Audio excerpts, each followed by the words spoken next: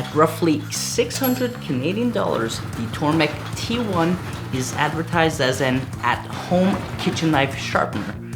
Question is it good? And do I think it's worth the money? We'll certainly find out today by testing it on a few different knives of mine. This won't necessarily be a video about how to use the machine step by step as much as my experience using it.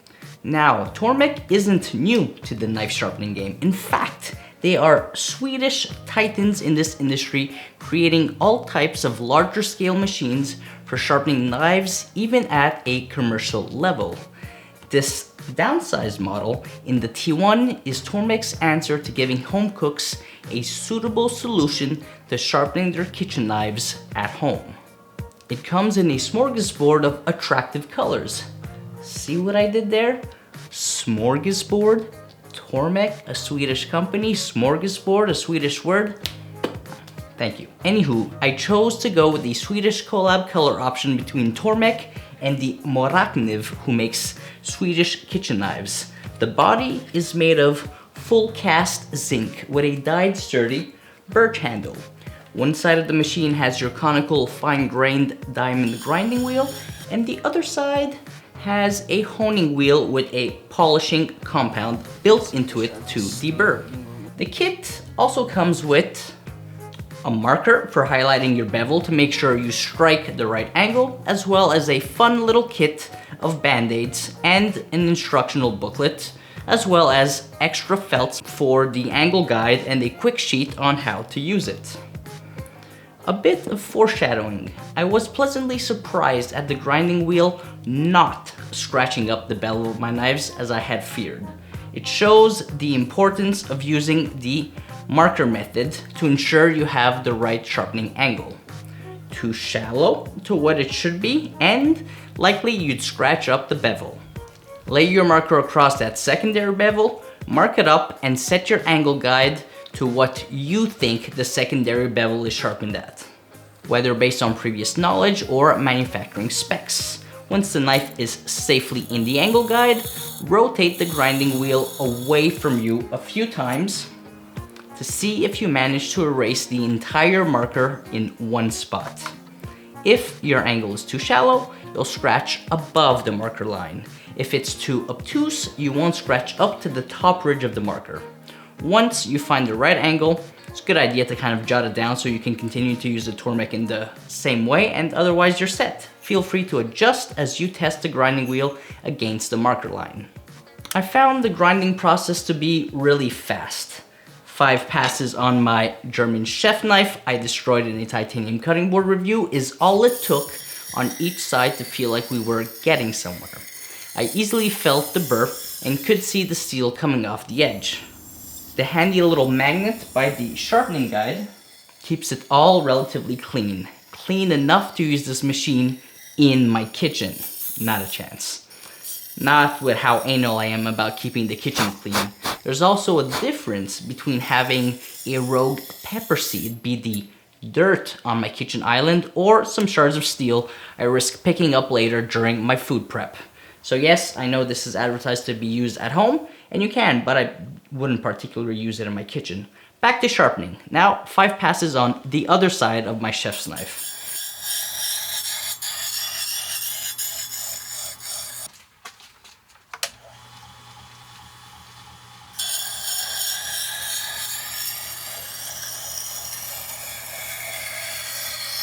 The machine is easy to turn around, and it comes with a nice length electrical cord.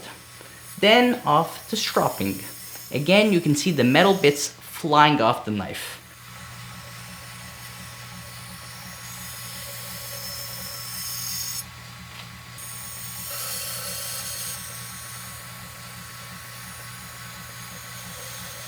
You can see the shards of steel being removed. It's actually really enjoyable, I'm not gonna lie. Yeah, I like this part a lot. One more pass. Nice and light.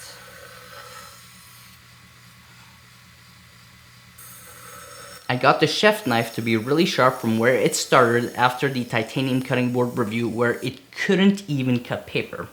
Watch my unedited impressions right now. Now this knife was initially super dull from cutting on titanium. Let's see how it feels now. Okay, I'm actually kind of impressed. I did not expect it to be clean. Okay, yeah.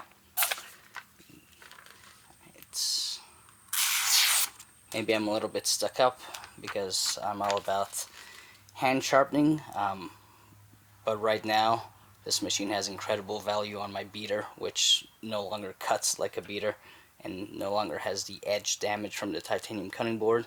Nice clean apex, you can even hear it, super clean.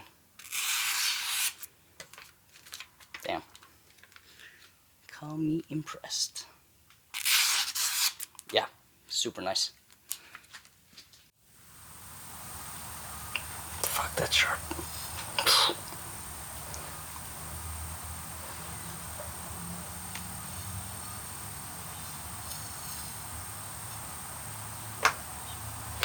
I decided to move on to my super dull, thin Opinel steak knives. Marker method, set the angle, and grind away I went.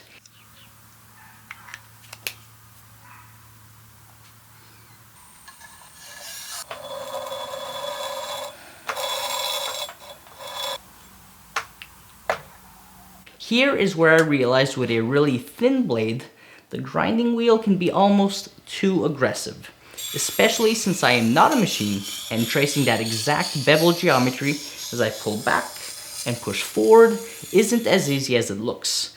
I dug in a little too deep at the tip, slightly bit into the bevel as well, and a minor tip reprofile as a result.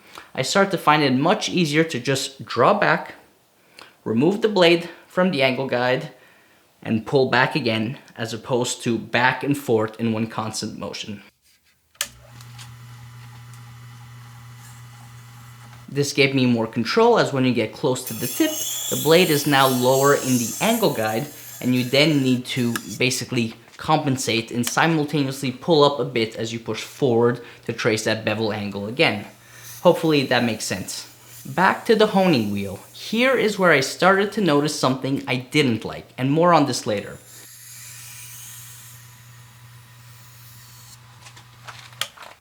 I just noticed when I did the tip, I definitely pushed maybe a little too hard because it seems like it's slightly changed. Oh yeah, I actually ate away quite a bit of steel.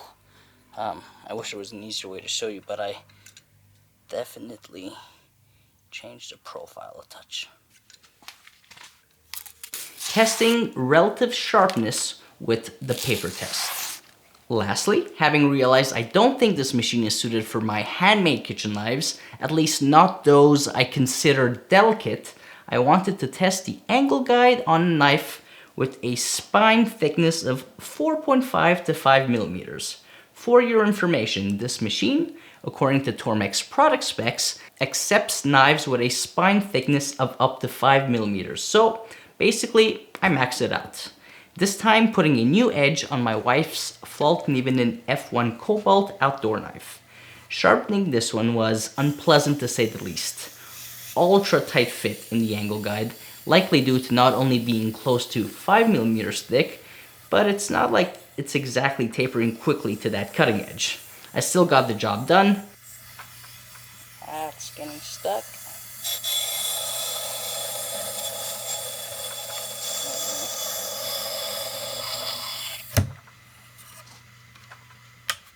Felt a bit more aggressive, and this is a convex edged knife, so some minor complications there as well. So let's share my final thoughts. The pros. This machine was way more capable than I gave it credit for.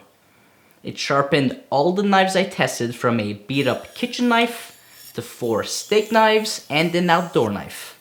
I sharpened thin edge and thick edge knives. The T1 didn't scratch up the bevel as I thought it would, likely due to taking precautionary measures by doing the marker method as recommended by Tormek themselves. all knives ended up way sharper than they started and with minimal edge unevenness. Angle guide is super easy to use. Now, some all-around really fantastic features are available on this machine. It is a pretty self-contained mess. Not sure I'd use this in my kitchen, but pretty close. Maybe the garde-manger. The cons, the biggest one I'm going to mention right now is the choice to have the honing wheel be at a slight angle. What do I mean by that? When you tell someone to hone their knife, whether on a leather block or a honing rod, the knife ends up being parallel to one of those surfaces. Intuitively, I wanted to hold the knife flat in comparison to the ground, but with the wheel at a slight angle, it feels really awkward to match that angle. Not to mention, even when you do, there isn't a full contact with the blade. I would love for Tormek to redesign this so that the wheel sits flat and parallel to the ground instead of angled. The grinding wheel oscillates back and forth, which means at any given time, there is microseconds of no contact on the blade and potentially even a slight angle change. For all knives I tested, it doesn't bother me that much. The job got done, it got done with relative ease, and these are knives meant to be used, not babied like my handmade kitchen knives. I also noticed it was hard to grind all the way close to the heel on a full or partial bolstered knife. Lastly, due to the aggressiveness of the grinding wheel and the higher potential for the wheel biting into the blade or quickly changing the edge geometry, I wouldn't currently advise this for your handmade kitchen knives which you love.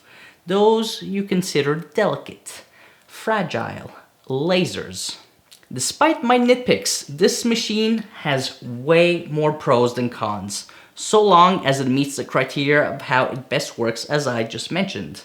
I don't see myself wearing through the grinding wheel or honing wheel in my potential lifetime, so that's a plus as well, because I'm going to assume that the price of replacing them on the machine is going to be pretty expensive and likely a big chunk of the overall price of the machine. Also, when you think diamond, you never picture something soft in your head. So I am not surprised that I have my reservations in using it on my thin handmade kitchen knives. Does that mean I don't love the machine? Absolutely not. I love it. Honestly, I really do. I love it for where I think it works best. Beater knives, steak knives, thick edge knives, not too thick. Do you own one of these? If so, do you agree with me or not? Let me know in the comment section below. Thanks for watching and see you in the next one.